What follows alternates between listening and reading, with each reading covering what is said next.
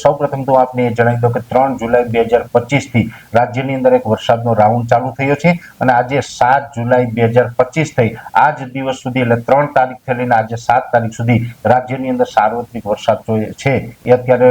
પડી રહ્યા છે અને વરસાદો છે એ પણ સારા એવા નોંધાયા છે, જેમાં ખાસ કરીને દક્ષિણ ગુજરાતની અંદર અતિભારે વરસાદો નોંધાયા છે, બીજા વિસ્તારોમાં પણ થોડાક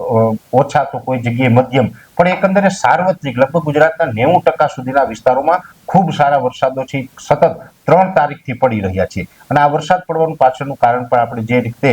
જે સિસ્ટમો આવતી હોય છે આપણે સમજાવ્યું હતું જે બંગાળની ખાડીમાંથી જે સિસ્ટમ આવી છે જે ગુજરાત ઉપરથી પસાર થાય ને એને કારણે આ વરસાદો પડવાના છે। એટલે હવે વરાપ ક્યાંથી મળશે એ માહિતી આપું એ પહેલા હું આપણે એ જણાવી દઉં કે અત્યારે જે